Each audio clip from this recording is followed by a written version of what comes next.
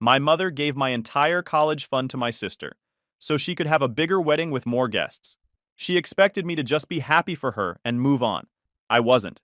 Now she needs a favor from me, and I keep forgetting to call her back. Hey Reddit. So this is the story of how my mother gave away my entire college fund so my sister could have a Pinterest perfect wedding with 250 guests she barely knew, and how karma eventually came back around when she needed something from me. Buckle up, because this one's a wild ride through family favoritism and the long game of petty revenge. I'm 28 now, but this whole mess started when I was 18 and my sister Ashley was 22. For context, Ashley has always been the golden child in our family. Not in the subtle way where parents try to hide it. No, this was the full spotlight, red carpet, standing ovation treatment since we were kids.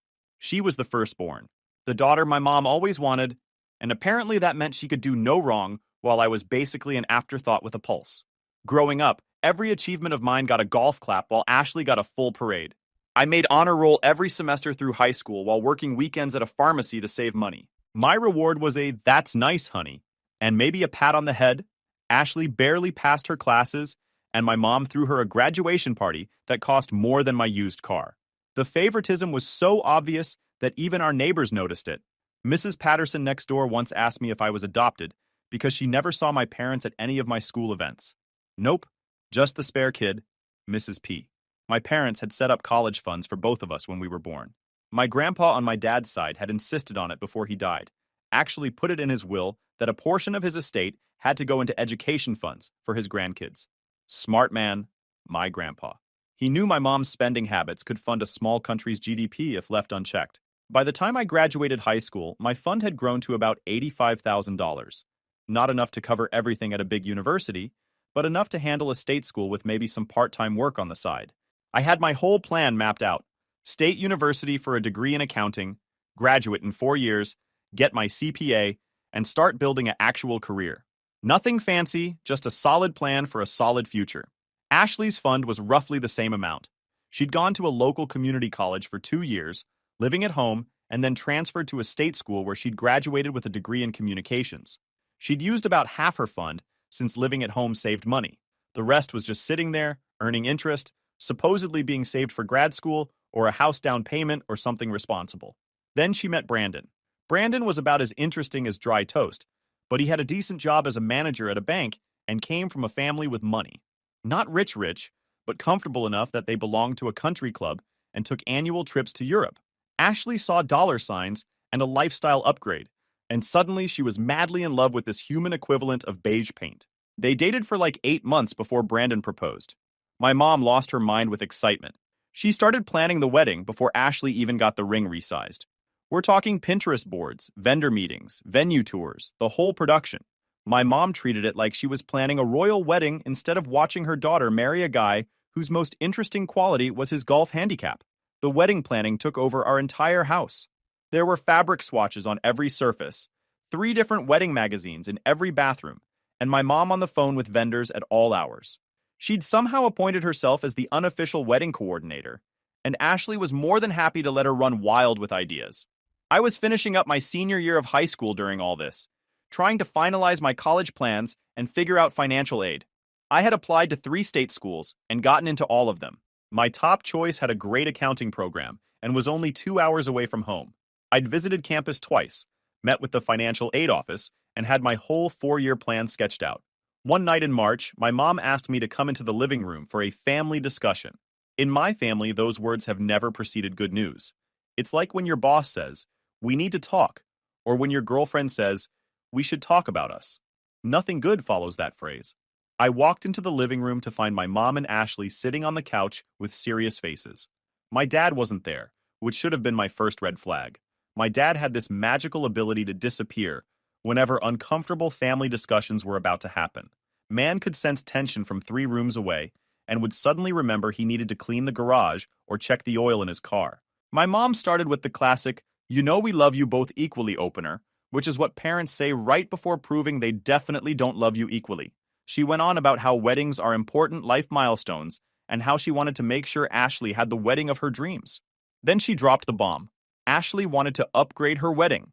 Instead of the 100-person ceremony they'd originally planned, she wanted 250 guests at a luxury venue with a full dinner reception, open bar, live band, and every expensive detail you could imagine.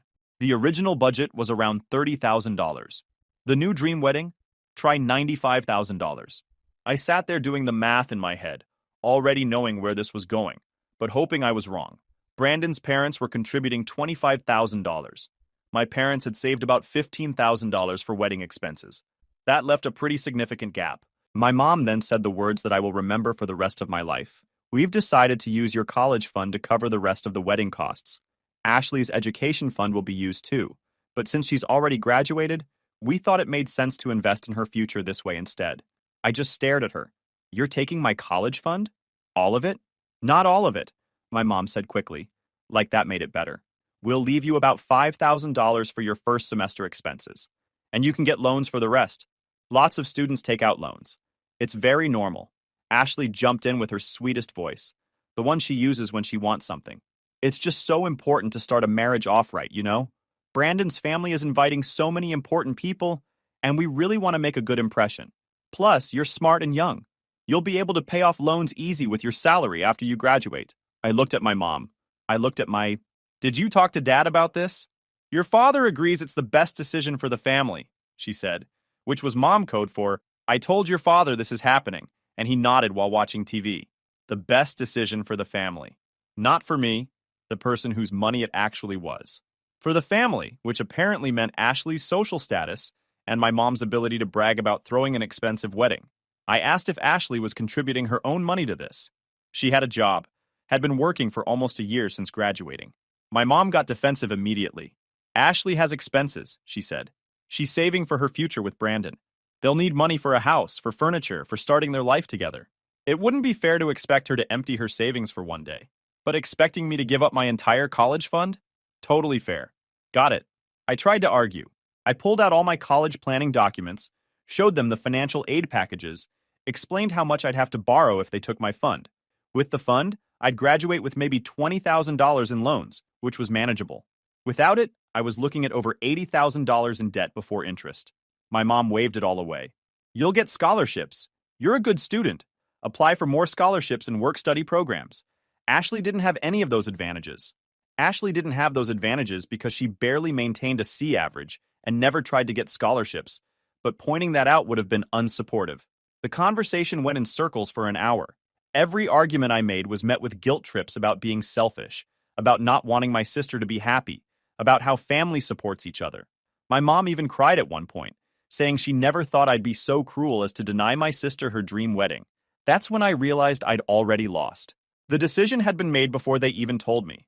This wasn't a discussion. It was an announcement with the pretense of asking my opinion. They'd probably already transferred the money or promised it to vendors. I was just expected to smile and go along with it. I stood up and left without another word. Went to my room and closed the door. I could hear my mom telling Ashley I'd come around, that I was just being dramatic and would understand eventually. The next day, I checked my bank account where I kept the small amount of money I'd saved from my pharmacy job, about $3,000 over 2 years of weekend work. It wasn't much, but it was mine. I opened a new account at a different bank and transferred every penny. I had this paranoid feeling that if I left it accessible, somehow it would also get borrowed for wedding expenses. I spent the next 2 weeks researching every scholarship, grant, and financial aid option available. I filled out applications until my fingers cramped. I met with the financial aid counselor at my future college 3 times, explaining my situation. They were sympathetic but realistic. I was looking at significant loans. My mom tried to do the whole, "See, I told you it would work out" routine when I got a few small scholarships. She seemed genuinely confused about why I was still upset. In her mind, she'd solved the problem by leaving me $5,000, and I'd figured out the rest. So what was I complaining about? Ashley's wedding planning kicked into high gear. Every single day was about centerpieces, dress fittings, menu tastings, and invitation designs. My mom was in heaven, living vicariously through Ashley's big day. They went to bridal shows together, had mother-daughter spa days, and spent hours on the phone with the wedding coordinator. I worked extra shifts at the pharmacy, saving every dollar I could for upcoming school expenses.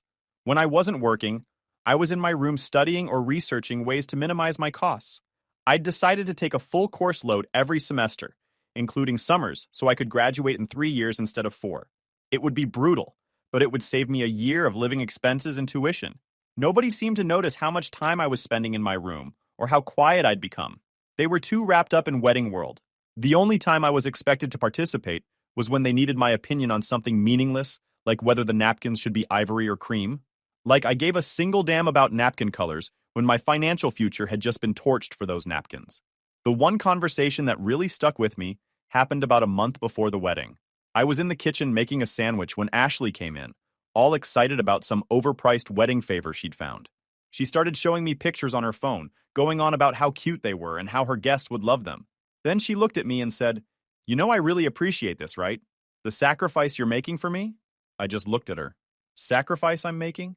You mean the college fund that was mine that got taken away? She had the audacity to look hurt. I mean, yeah, but you understand why it's important, right? This wedding is going to set the tone for our entire marriage. Brandon's family has expectations. If we had some small, cheap wedding, what would that say about us? It would say you live within your means like normal people, I replied. She actually rolled her eyes. You're so dramatic. It's just money. You'll make more money. But I only get one wedding day. That was the moment I realized Ashley genuinely didn't understand what she'd taken from me. To her, it was just money that would somehow be replaced. She couldn't grasp that every dollar I'd now have to borrow would cost me years of repayment, that the $85,000 they took would cost me probably $120,000 by the time I paid off the loans with interest. But her napkins and party favors? Critical investment in her future. I stopped engaging with wedding talk after that. When my mom would ask me to participate in planning or give opinions, I'd make myself scarce. This led to more guilt trips about being unsupportive and selfish, but I was past caring. They'd made their choice. I'd made mine. The month before the wedding, my acceptance package arrived from the university. Looking at those papers, doing the math on loans and expenses, the reality hit me hard. I was starting my adult life $80,000 in the hole, so my sister could have monogrammed cocktail napkins and an ice sculpture that looked like swans. The wedding itself was exactly as ridiculous as you'd expect. The venue was this massive estate with gardens and fountains. There were flowers everywhere, probably thousands of dollars worth of arrangements that would be dead in 3 days. The ceremony had a string quartet. The reception had a 12-piece band, a photo booth with props, a candy bar, a full dinner with 3 entree choices, and an open bar with top-shelf everything. I counted roughly 240 people there. I knew maybe 30 of them. The rest were Brandon's family's friends, his parents' business associates, people from their country club, and Ashley's college acquaintances who she hadn't spoken to in years but invited for the numbers. My mom spent the entire night bragging to anyone who would listen about how she'd pulled off such an elegant wedding, how much thought went into every detail, how Ashley deserved only the best. I watched her gush to strangers about the imported Italian linens on the tables, while I calculated how many student loan payments those linens represented. The couple's first dance was to some song by an artist they'd hired specifically for the wedding. 12 grand for a live performance of their first dance song. That was roughly 1 semester's tuition for me, spent on 3.5 minutes of music. I left early, claiming I had to work the next morning, which was actually true. While my sister and her new husband danced the night away at their 6-figure party, I went home and finalized my financial aid paperwork. College started 3 months later. I moved into the cheapest dorm option, got a work-study job in the library, and kept my weekend shifts at the pharmacy back home. My schedule was relentless. Classes, studying, work, repeat. While other freshmen were joining clubs and going to parties, I was working and studying to keep my grades high enough to maintain my academic scholarships. The first semester nearly broke me. I'd wake up at 6 a.m. for an opening shift at the library, work until my 9 a.m. class, then go straight from class to class until 3 p.m. Then I'd study in the library until my evening shift started at 5, work until 9, grab something cheap to eat, study until midnight, sleep, repeat. Friday nights I'd drive home and work 12-hour weekend shifts at the pharmacy, then drive back Sunday evening to do it all over again. I watched my roommate and the other kids on my floor live what looked like actual college experiences. Late-night pizza runs, impromptu hangouts, joining intramural sports teams. I couldn't afford the time or money for any of it. One week all I ate was peanut butter sandwiches because I'd had an unexpected textbook expense and it wiped out my food budget. My mom would call occasionally, asking how school was going. She never asked about my finances or if I needed help. She'd talk about Ashley and Brandon settling into married life, their new furniture, their trip to Mexico. Meanwhile, I was eating ramen and sleeping 4 hours a night. The first time I couldn't come home for a weekend because of work. My mom got upset. We barely see you anymore, she complained. Family is important. I wanted to say that family was apparently important, except when it came to funding my education, but I kept quiet. What was the point? The money was spent, the wedding was over, and I was on my own now. Spring break freshman year, I stayed on campus and worked double shifts while everyone else went home or on trips. The dorms were practically empty. Ashley posted pictures from her vacation to the Bahamas with Brandon. My mom commented on every photo about how beautiful everything looked. By sophomore year, I'd proven to myself I could handle the workload. I was maintaining a 3.7 GPA while working 25 hours a week and taking summer classes. I'd figured out every possible way to cut costs. Buying used textbooks, meal prepping cheap staples, walking instead of taking the campus shuttle to save the few dollars in transportation fees. Summer after sophomore year, I stayed on campus and took a full load of classes while working full-time at the pharmacy. I lived in the absolute cheapest summer housing option, which was basically a concrete cell block that felt like living in a prison, but it was $800 cheaper per month than the regular dorms. No air conditioning during a brutal summer, shared bathrooms that never got properly cleaned, and my neighbors were summer athletes who partied every night. But it saved money. I'd go to class in the morning, work the afternoon shift, come back and study in the one air-conditioned common area until it closed at 10, then go back to my sauna of a room and try to sleep with a box fan pointed at my face. I lost probably 15 pounds that summer just from sweating and not being able to afford enough food to make up the calories. Meanwhile, Ashley posted pictures from their second anniversary trip to Italy. My mom commented, "So proud of you both," with about 20 heart emojis. Nobody asked how my summer was going or seemed to notice I hadn't been home in months. My mom still didn't seem to notice or care about the grind I was living. She'd call to tell me about Ashley's latest home decorating project or their anniversary dinner at some fancy restaurant. Never once did she ask if I needed anything or offer to help with books or groceries. The golden child was thriving in her subsidized life, and that was all that mattered. I did the math once during a particularly rough week junior year. The wedding had cost approximately $95,000 total. The flowers alone were $8,000. That was enough to cover an entire semester of my tuition, fees, and housing. The photographer was $4,500 for someone who took pictures that now sat in a wedding album nobody looked at anymore. That could have bought all my textbooks for my entire degree with money left over. The video package was $3,200 for a video I'm pretty sure nobody has watched since the week after the wedding. The ice sculpture they absolutely had to have cost $600. The party favors nobody wanted or kept cost nearly $1,000.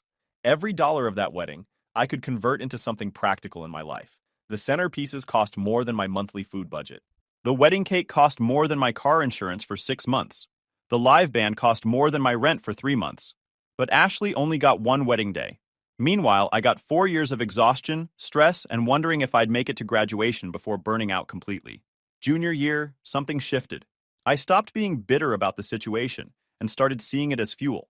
Every exhausting day, every stressful exam, every moment I wanted to quit, I'd think about that wedding and it would push me forward. My success wasn't going to be handed to me like Ashley's was.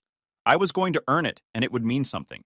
I graduated in 3 years like I'd planned, with my accounting degree and a 3.8 GPA. I took the CPA exam 2 months after graduating and passed all 4 sections on the first try, which only about 60% of people do. I had 3 job offers before I even had my final grades. My mom came to my graduation, took a few photos, and left early because Ashley needed help with something at her house. No party, no celebration dinner, no recognition that I'd just pulled off something genuinely difficult while working my way through school. Just a "proud of you, honey" text later that night. I took a job at a mid-sized accounting firm with a good starting salary. Not huge money, but solid for a new graduate. More importantly, they offered student loan repayment assistance as part of their benefits package. It wasn't going to make my loans disappear overnight, but every bit helped. I got a small apartment, nothing fancy but mine. I bought basic furniture from thrift stores and kept my expenses minimal. Every extra dollar went toward my loans. My goal was to have them paid off in 10 years instead of the standard 20. It was an aggressive plan, but I was used to aggressive plans by then. I lived like I was still in college for the first 2 years after graduating. Same cheap meals, same strict budget, same no extras lifestyle. While my coworkers went out for happy hours and weekend trips, I stayed home and made extra loan payments. They thought I was boring or antisocial. I didn't bother explaining that every happy hour cost what I paid monthly on my highest interest loan. My first year working, I paid off $12,000 in loans. Year 2, $13,000. I got promoted to senior associate with a raise that went straight to the loans. Year 3, $15,000. The interest was finally going down enough that more of my payments were hitting principal instead of just covering accumulation. I tracked every payment in a spreadsheet, watched the balance decrease month by month. Each payment felt like reclaiming a small piece of my life that had been stolen for flowers and food that got eaten and forgotten within hours. Meanwhile, Ashley and Brandon were living their best life. They'd bought a house in a nice neighborhood with granite countertops, a finished basement, a 2-car garage. They had real furniture, not thrift shop finds. They took trips to wine country and posted pictures of fancy dinners where an appetizer cost more than I spent on groceries for a week. My mom would send me the pictures, making comments about how well Ashley was doing. Never mind that Ashley's house and lifestyle were funded by family money from multiple sources, including my college fund. For the first few years after graduation, I kept my distance from family stuff. I'd show up for major holidays, stay a few hours, and leave. My mom would make comments about me being distant or too busy for family, but I never took the bait. I was polite, I was present, and then I was gone. The thing about holding a boundary is that people who are used to you rolling over will test it constantly. My mom would call asking me to help Ashley move furniture or to dog sit while they were on vacation. I had convenient work conflicts every time.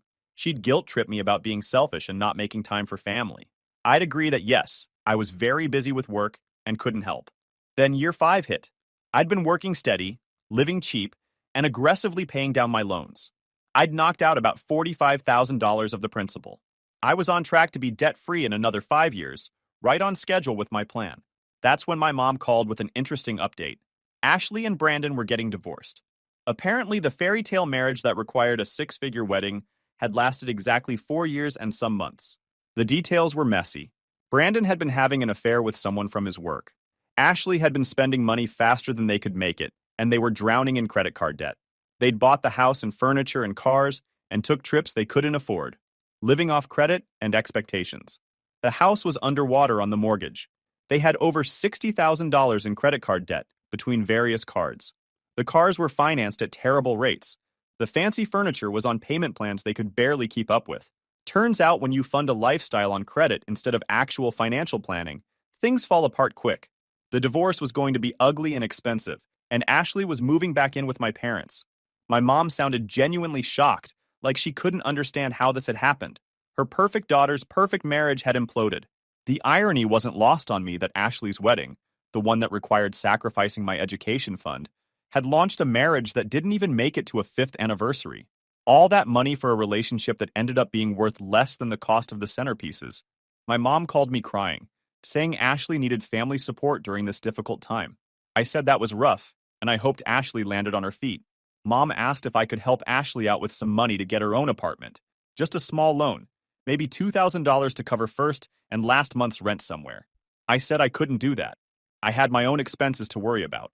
This was apparently the wrong answer, because my mom launched into a speech about how family helps family, how Ashley had been through so much. How could I be so cold during her time of need? I listened to the whole thing, waiting for the pause. Then I asked one question. Did Ashley ever pay back the college fund she used for her wedding? Silence on the other end.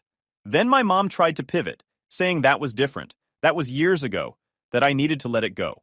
You're right. It was years ago, I agreed. Years where I worked myself half to death to pay for an education that was supposed to be funded. So no, I can't loan Ashley money. I have student loans to pay off. You remember those, right? The ones I wouldn't have if my college fund hadn't been spent on ice sculptures and a live band. My mom said I was being petty and holding a grudge. I said I was being realistic about my finances. She said Ashley was family and needed help. I said Ashley had made her choices and I'd made mine, and now we were both living with the consequences. Then I ended the call. For about a year after that, my relationship with my mom was frosty. She'd still call, but the conversations were short and tense. She'd occasionally drop hints about how hard things were for Ashley, clearly fishing for me to offer help. I never bit. Ashley eventually got a small apartment and a job doing administrative work somewhere. The divorce finalized. Brandon got to keep most of his retirement accounts since they'd only been married a few years, and they sold the house at a loss. Ashley's share after the mortgage and debts were paid was essentially nothing. I kept my head down and kept working. Made senior accountant after 3 years at my firm. Got a raise, kept paying down loans. My life wasn't exciting, but it was stable, and it was mine. I'd built it myself without handouts or family money, and there was something satisfying about that. Then 6 months ago, my mom called with a different kind of request. This wasn't about Ashley or guilt trips about family obligations. This was about her. My dad had retired the year before. They'd been planning to do some traveling, enjoy their retirement years, all that standard stuff. Except it turned out my dad had made some questionable investment decisions over the years that nobody knew about. Some former colleague had pitched him on some business opportunity that turned out to be basically a scam. He'd invested a chunk of their retirement savings, something like $40,000, and lost almost all of it. They were in a tight spot financially, not homeless or anything dramatic, but tight enough that their comfortable retirement was looking a lot less comfortable. My mom was asking if I could help them out. She didn't specify an amount, but from the way she talked, I got the sense we were talking significant money. I told her I'd need to think about it and check my finances. She seemed relieved that I didn't immediately say no, probably thinking she'd finally broken through my selfishness. I did think about it for about 30 seconds. 30. Then I went back to my life and didn't call her back. She called a few more times over the next couple weeks.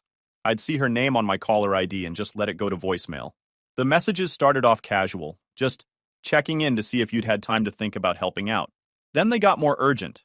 Really could use your help here. Getting worried about making ends meet. Then frustrated. Would appreciate a call back.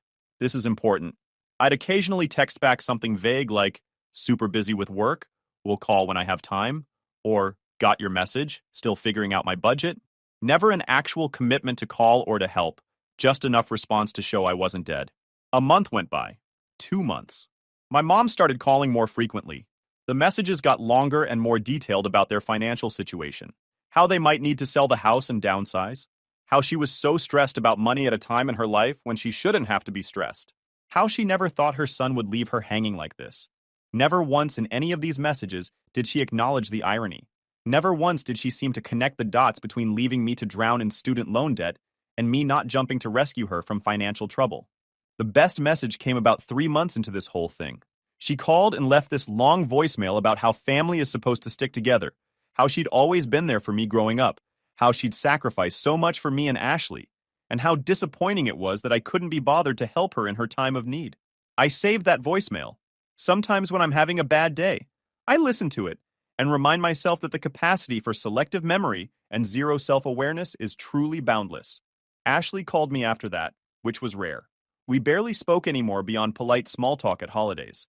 She tried the big sister angle, telling me mom was really struggling and I should step up and help. I asked if she was helping. She got defensive, explaining she was barely getting by herself after the divorce and couldn't spare anything. I pointed out that I was still paying off over $35,000 in student loans because of choices that were made to benefit her. She went quiet for a moment, then tried to pivot to, "That was so long ago," and "You need to move past that." I told her I had moved past it, moved past expecting anything from this family besides demands and guilt trips. Then I said I had to go and ended the call. The 4th month, my mom tried a different strategy. She called and didn't mention money at all. Just wanted to chat, see how I was doing, catch up on my life. It was so obviously a setup that I almost felt bad for her. We talked for about 15 minutes about nothing important. She asked about work. I gave vague updates. She told me about some neighbors and what they were up to. Then right at the end, she casually mentioned she'd love to take me to lunch sometime soon to really catch up. I told her I'd check my schedule and get back to her. Never did. She called back a week later asking about that lunch. I said I'd been swamped with work, totally forgot to check my calendar. She suggested a few dates. I said I'd have to confirm with my schedule and let her know. 2 weeks went by. She called again. I apologized for being so busy, promised I'd find time soon. We went around like this for another month before she gave up on the lunch angle. Month 5, she sent me a long email. This one was different from the voicemails and calls. It was thought out, carefully worded, trying to make a logical case for why I should help. She outlined their financial situation in detail, showed me the numbers on their income versus expenses, explained the gap they were trying to fill. She talked about how they'd always planned to have some inheritance to leave for me and Ashley, but this setback had eliminated that possibility. The inheritance argument was particularly interesting to me. For years, I'd never heard a word about any inheritance. But now that she needed money from me, suddenly there was this nebulous future money I should care about protecting. Never mind that any inheritance was theoretical and decades away. Never mind that I'd learned a long time ago not to expect anything from them anyway. The email was actually pretty well written. She'd clearly spent time on it, maybe even had someone help her write it.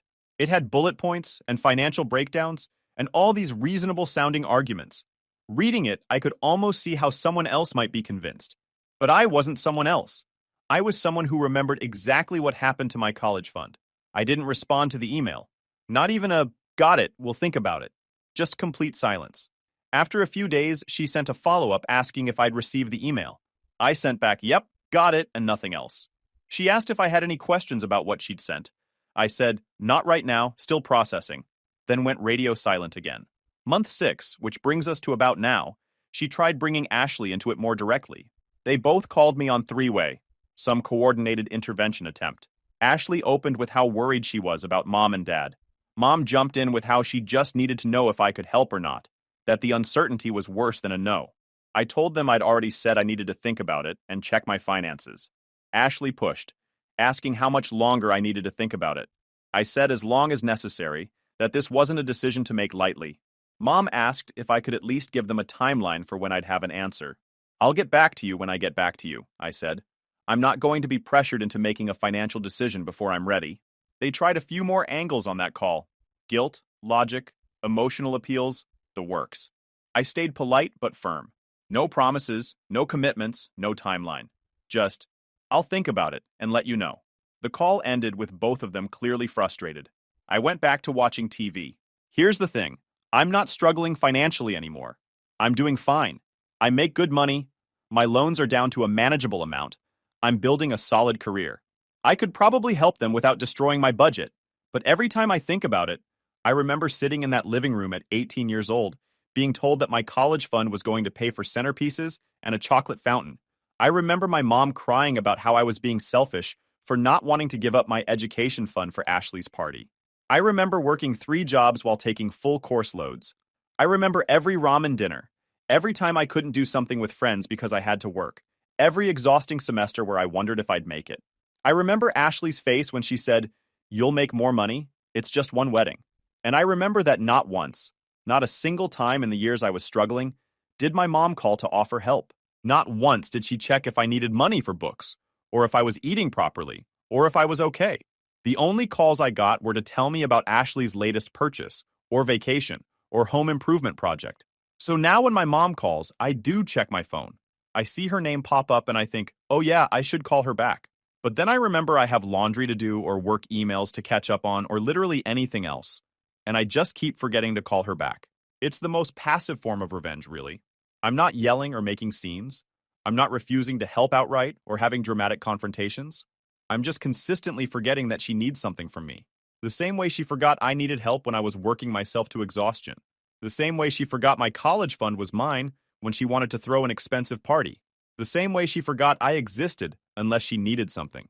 My memory has just gotten really unreliable lately. Weird how that happens. Weird. Last week she left another voicemail, her voice shaking, saying she didn't understand why I was doing this to her, why I was being so cruel. She said she never raised me to be this kind of person, someone who would abandon his family when they needed him. I saved that voicemail too, put it in a folder with all the others. Sometimes I think about calling her back, having the direct conversation where I lay out exactly why I'm not helping, pointing out every parallel between her situation now and mine 10 years ago, making her understand, really understand, what she did and why this is the natural consequence. But then I realized that would give her the confrontation she wants.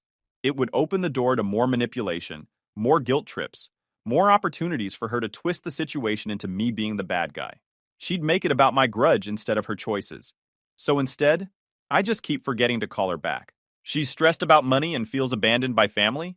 That's rough. I remember feeling that way too, once upon a time, when I was 18 and watching my entire college fund get spent on flowers and party favors, while my mother told me I was selfish for being upset about it.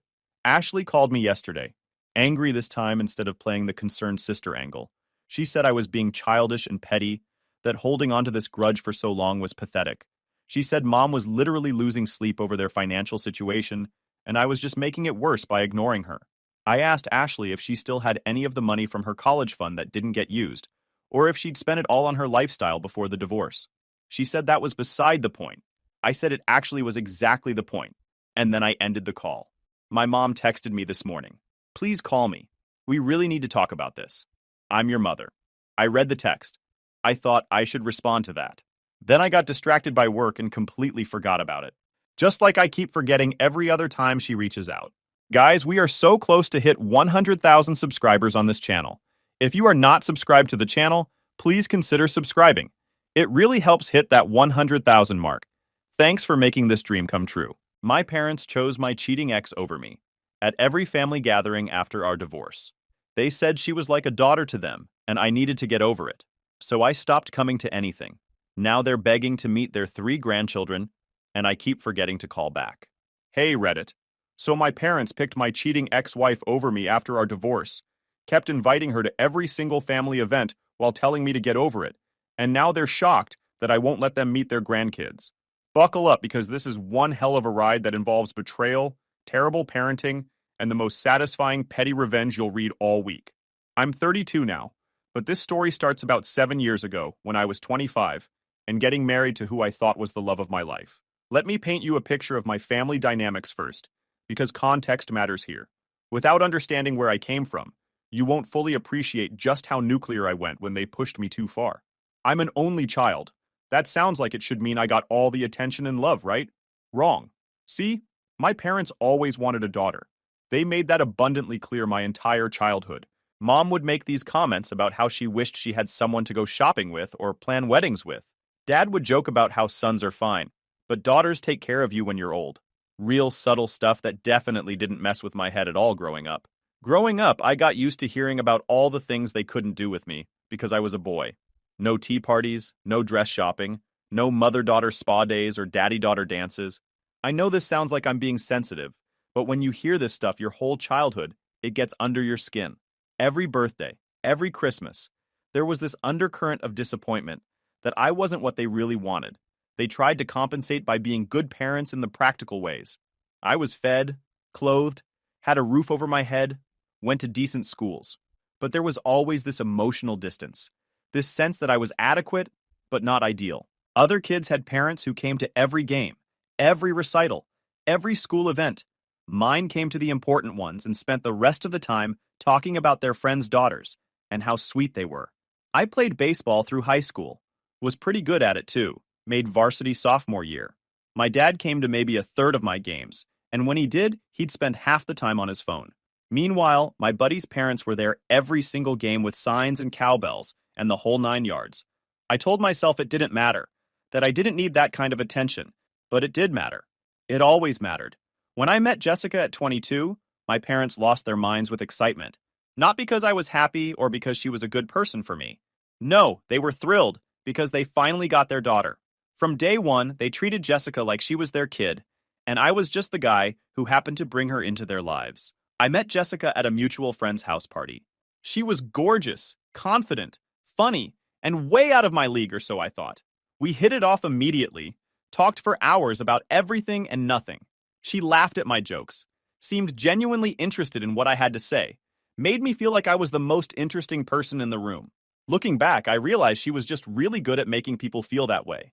It's what made her so successful in sales later on. We started dating, and within a month I introduced her to my parents.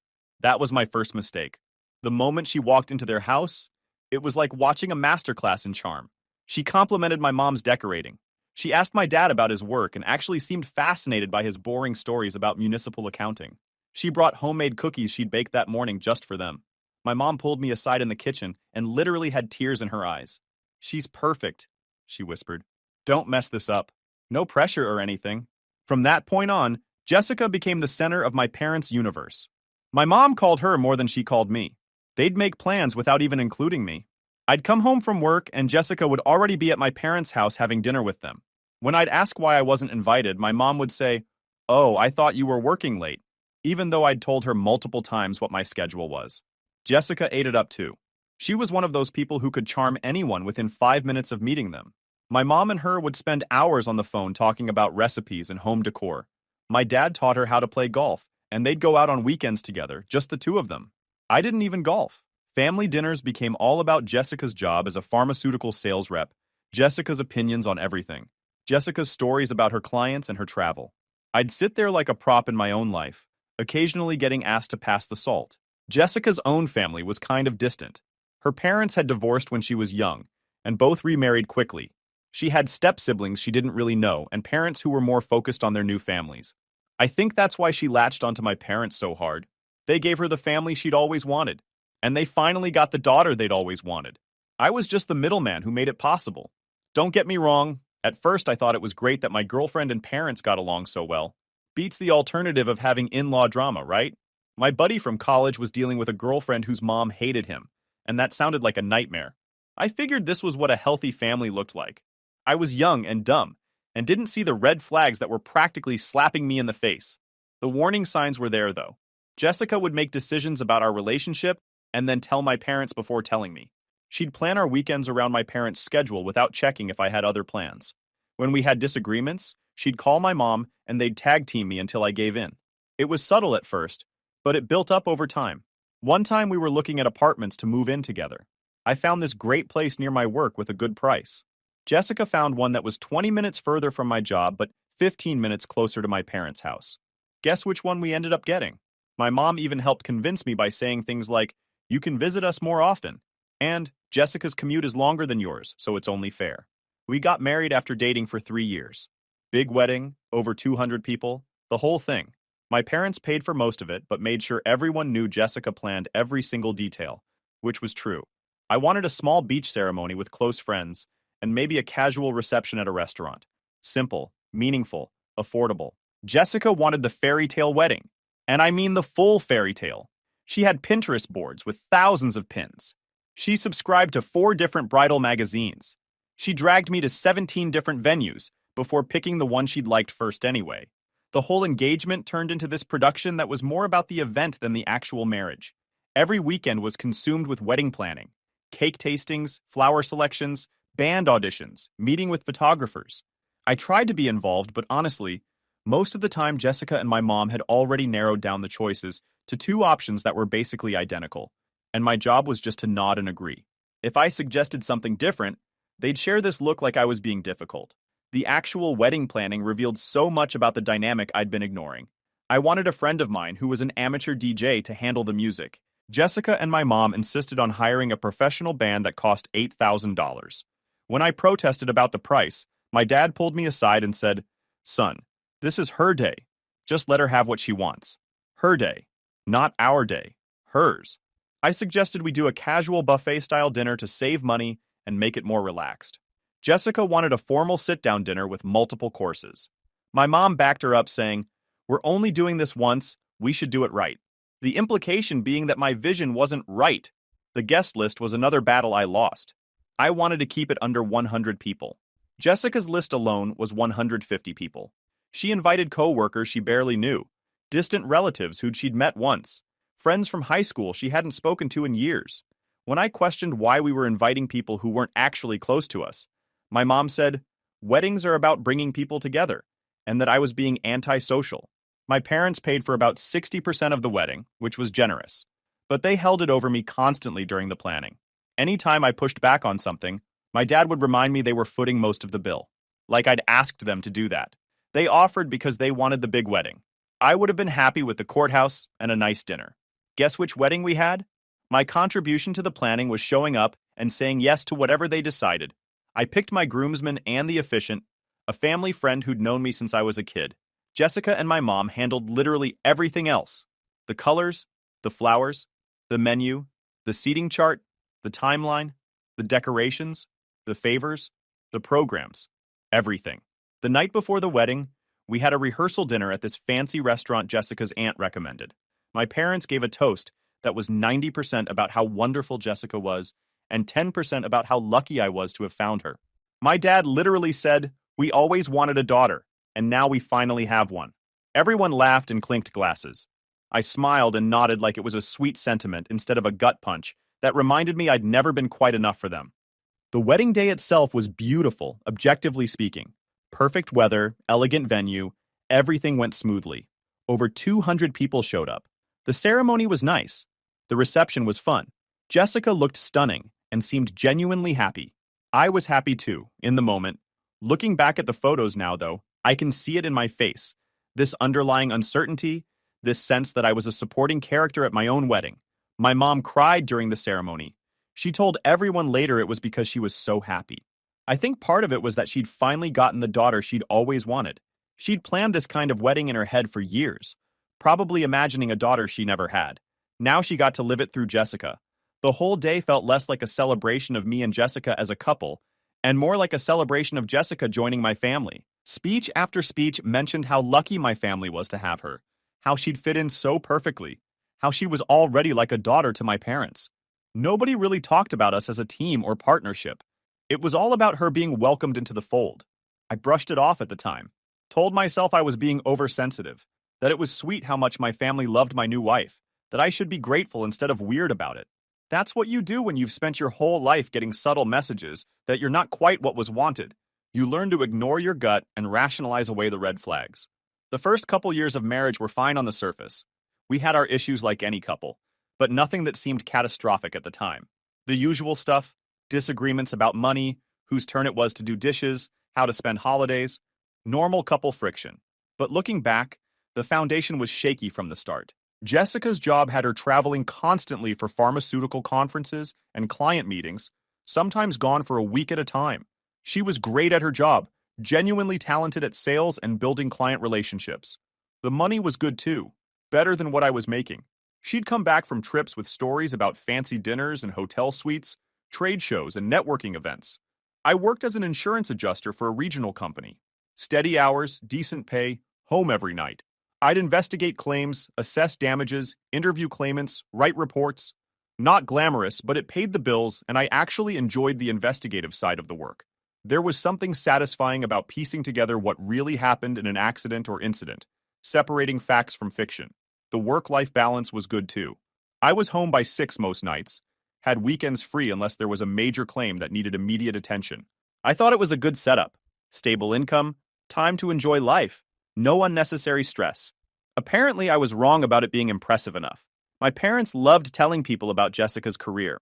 At family gatherings, it was always, Jessica just got back from a conference in Denver, or Jessica's company is sending her to train the new regional team, or Jessica's the top sales rep in her district.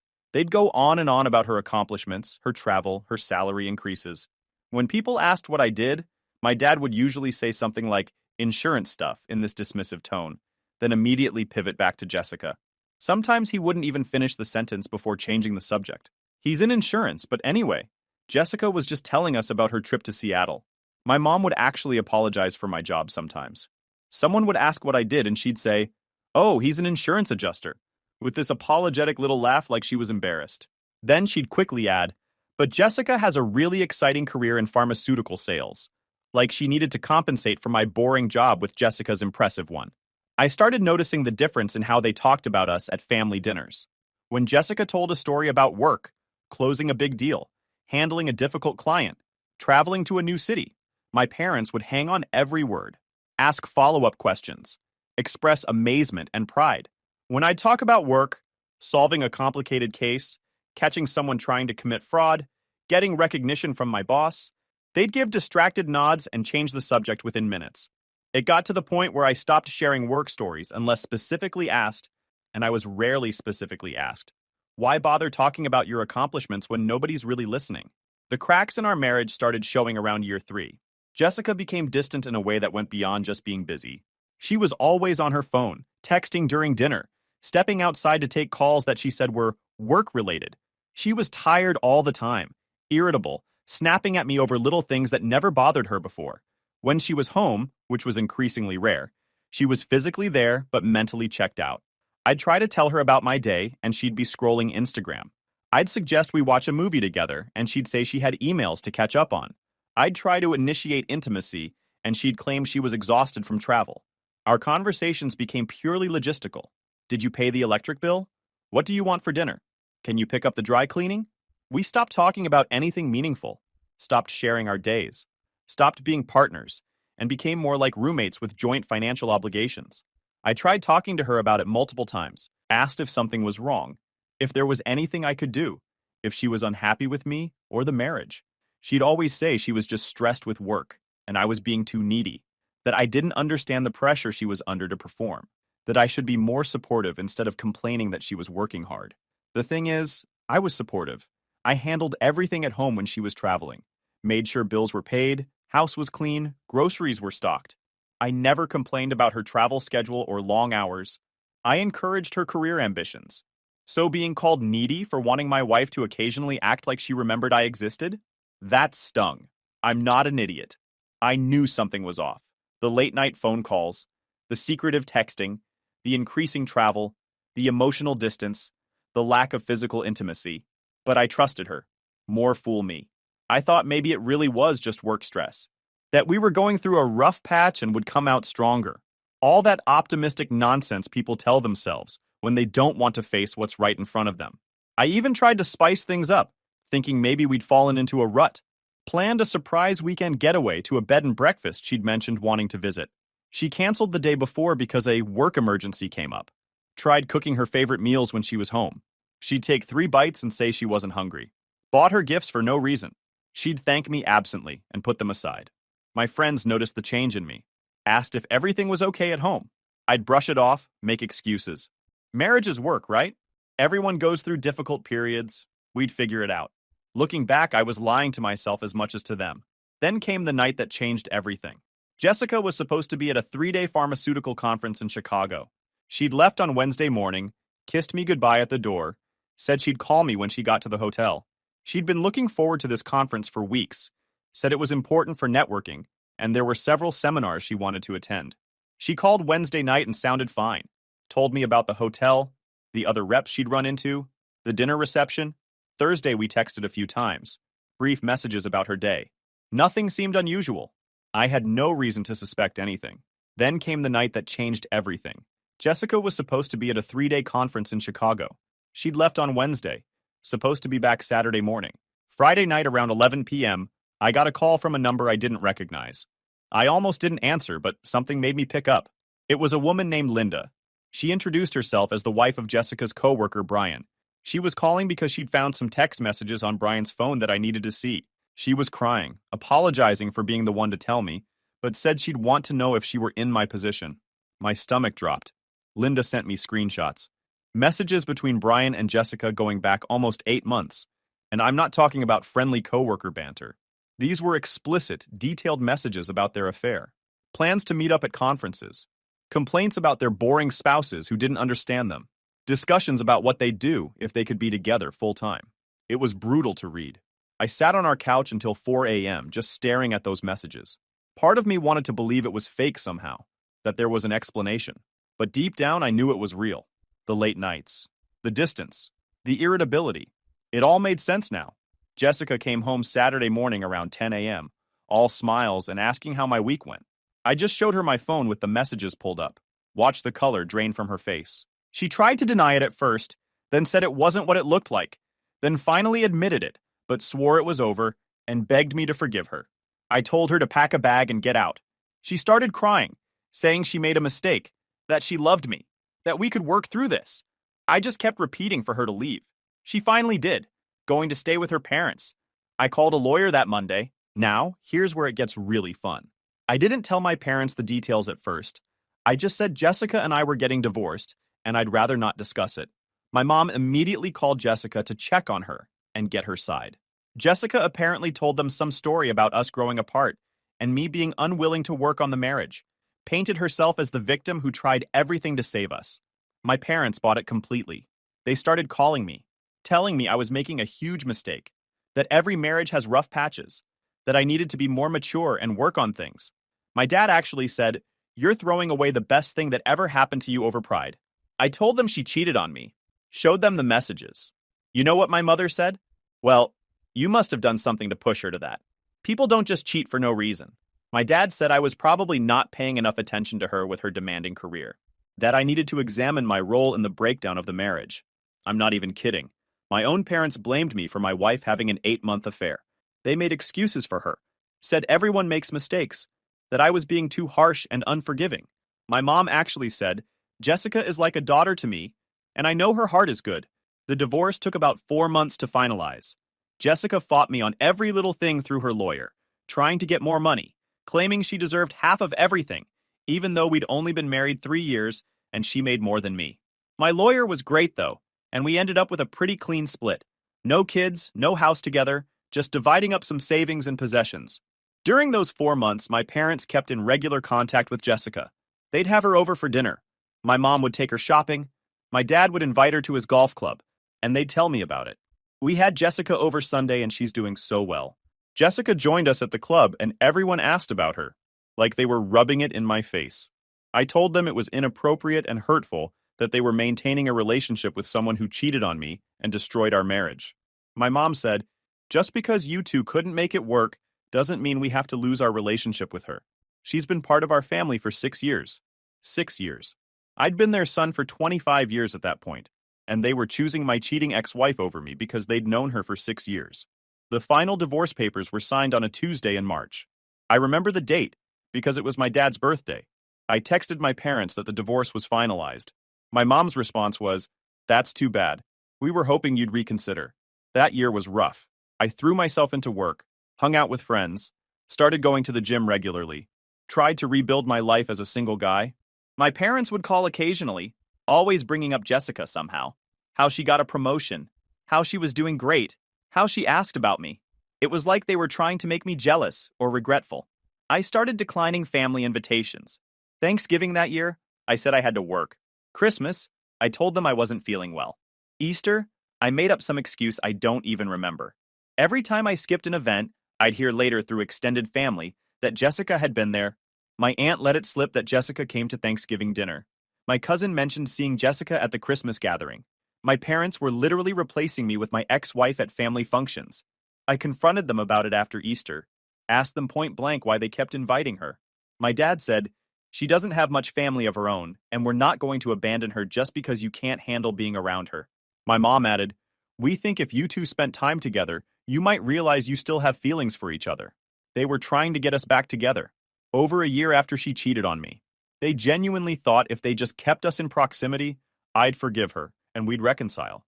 Like I was the unreasonable one for not wanting to be married to someone who had an 8-month affair.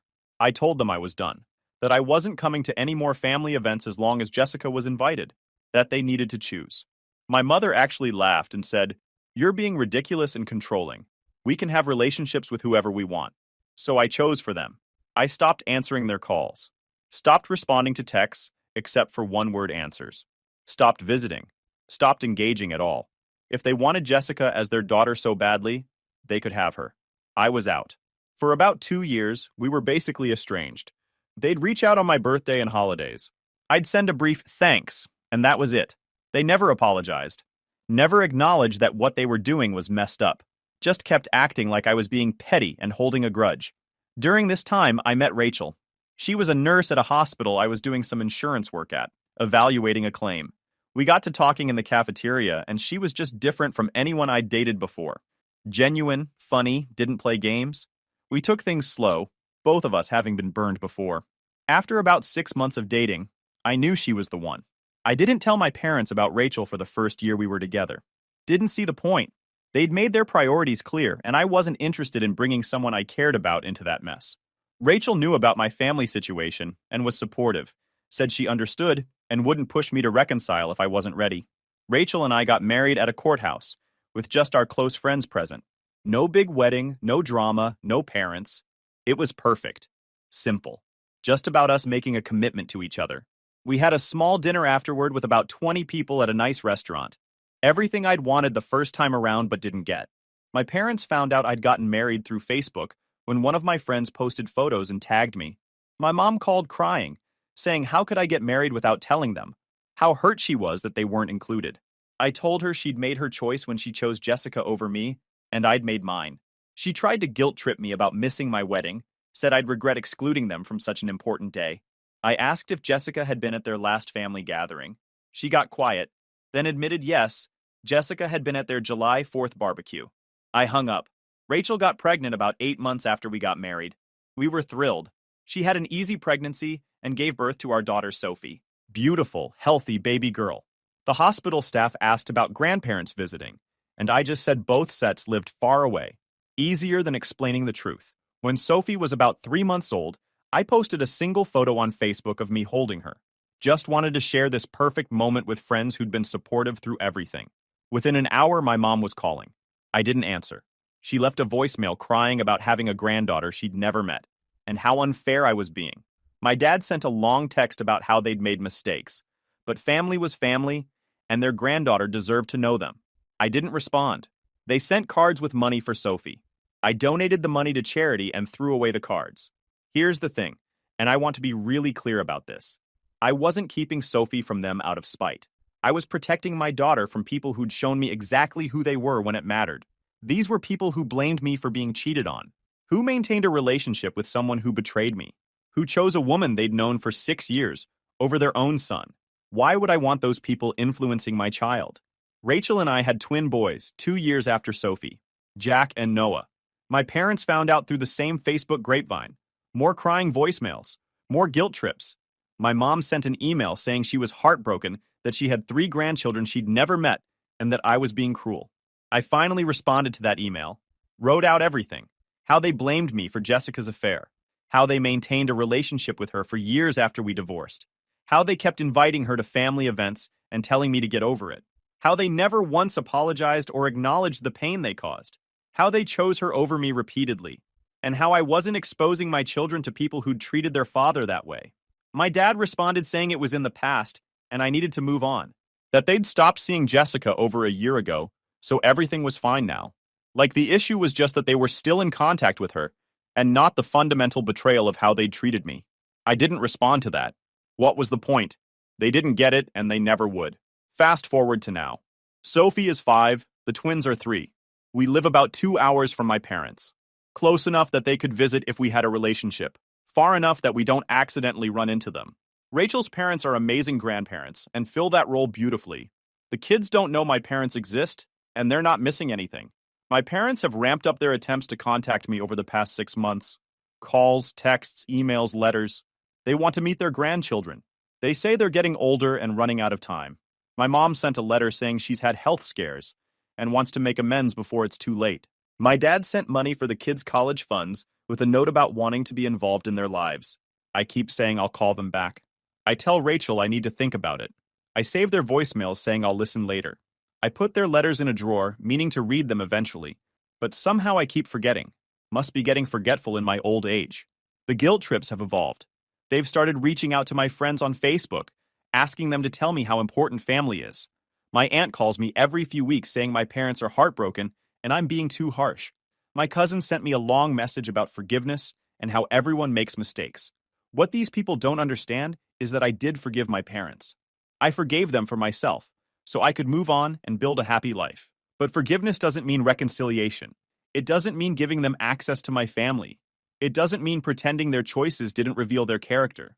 My mom's latest voicemail said she ran into Jessica at the grocery store, and Jessica asked about me. Said she hoped I was doing well and seemed genuinely happy for me. My mom told me this like it was supposed to make me want to reach out. Like learning my ex-wife who destroyed my first marriage is doing fine was the push I needed to reconnect with my parents. I saved that voicemail but haven't listened to it again. Put it in the folder with all the others I keep meaning to get back to. Rachel asks me sometimes if I'll regret not letting the kids know my parents. I tell her the truth. Maybe, but I know for certain I'd regret exposing my children to people who would blame them if someone hurt them. Who would side with the person who hurt them because they had a better relationship with that person? Who would choose appearances and their own comfort over their own child's well-being? My parents taught me an important lesson. People will show you who they are if you pay attention. They showed me I was disposable to them, that their idea of a daughter was more important than their actual son, that maintaining a comfortable social dynamic was more valuable than loyalty to family. So yeah, they want to meet their grandchildren. They want to be part of our lives. They send gifts and cards and money. They leave tearful voicemails about running out of time. They tell relatives to pressure me into forgiveness, and I keep forgetting to call them back. Sophie asked me recently if she has grandparents on my side. I told her the truth in a way a 5-year-old can understand. I have parents, but we don't talk to them because they weren't very kind to Daddy when he needed them. She accepted this with the easy logic of childhood and asked if we could have ice cream instead. We did. My parents don't know about Sophie's love of drawing. They don't know the twins are obsessed with dinosaurs. They don't know Rachel and I are thinking about having one more kid. They don't know we bought a bigger house last year. They don't know Jack needs glasses or that Noah is already reading at a first grade level. They don't know Sophie wants to be a veterinarian when she grows up. They know none of these things because they made their choice 7 years ago, and I made mine in response. The difference is I can sleep fine with my decision. Last week, my dad sent an email with photos of him and my mom. They've aged noticeably. My mom's hair is completely gray now, and my dad has lost weight. The email said, "We're not getting any younger and life is short," with a request to at least talk on the phone. I read the email, looked at the photos, and saved it to the folder with all their other messages. I'll probably respond eventually. Maybe, when I get around to it, if I remember. The thing is, I think about what I'd tell my kids if they were in my situation. If someone they loved betrayed them, and then other people they loved took the betrayer's side, blamed them for the betrayal, maintained relationships with the person who hurt them, told them to get over it and stop being difficult, I'd tell them they don't owe those people anything. That blood doesn't entitle anyone to your life or your children. That forgiveness doesn't require relationship restoration. That sometimes the healthiest thing you can do is walk away from toxic people, even if they're family. I'd tell them exactly what I tell myself. You protected yourself, and you built a beautiful life without them. You don't owe them access to that life just because they've decided they want it now. My parents had every opportunity to be part of my life. They chose Jessica instead. Multiple times. For years. They didn't choose me when it mattered. They don't get to demand I choose them now that it's convenient for them. Rachel and I were talking about it last night after the kids went to bed. She asked if I thought my parents understood why I cut contact. I told her honestly, I don't think they don't. They probably see themselves as victims of my stubbornness. They probably tell people their son won't let them meet their grandchildren over some old disagreement. They probably paint me as the unreasonable one holding a grudge. And you know what? I'm fine with that. Let them think I'm holding a grudge. Let them be the victims in their story. I know the truth, and so do the people who actually matter in my life. My kids are happy. Rachel and I have a strong marriage built on mutual respect and loyalty. We have good friends and a nice life. We don't have drama or people who make us feel small or unsupported. We have peace. That's worth more than playing happy families with people who showed me I couldn't count on them when everything fell apart. So my parents keep calling. They keep emailing. They keep sending letters and gifts and money. They keep having relatives reach out on their behalf. They keep leaving voicemails about how much time they're wasting and how they just want a chance. And I keep meaning to call them back. I really do. It's on my to-do list. Right under reorganizing the garage and learning to play guitar. Important stuff that I'll definitely get to eventually. Any day now.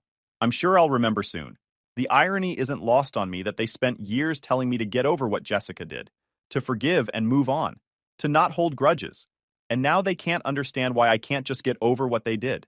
Why I can't forgive and move on from them choosing her over me repeatedly. I followed their advice, though. I did get over it. I did move on. I built a whole new life without any of them in it. I'm just not sure that's the outcome they were hoping for when they gave me that advice. My mom sent a text yesterday asking if we could at least video chat so she could see the kids. I read it while Sophie was showing me her latest drawing of our family. Me, Rachel, her, and her brothers, all holding hands under a rainbow. It was beautiful, simple, complete. I showed Rachel the text. She squeezed my hand and said whatever I decided, she supported me. I looked at that drawing again, looked at my daughter's proud smile, thought about my boys in the next room building a block tower together. This is my family. The one I built. The one I protected by making hard choices. The one that exists because I decided my kids deserved better than what I had growing up. I put my phone down without responding. I'll get back to her. Eventually. When I have time. When the kids are older, maybe. When I'm ready. Or maybe I won't. Guys, we are so close to hit 100,000 subscribers on this channel. If you are not subscribed to the channel, please consider subscribing. It really helps hit that 100,000 mark. Thanks for making this dream come true.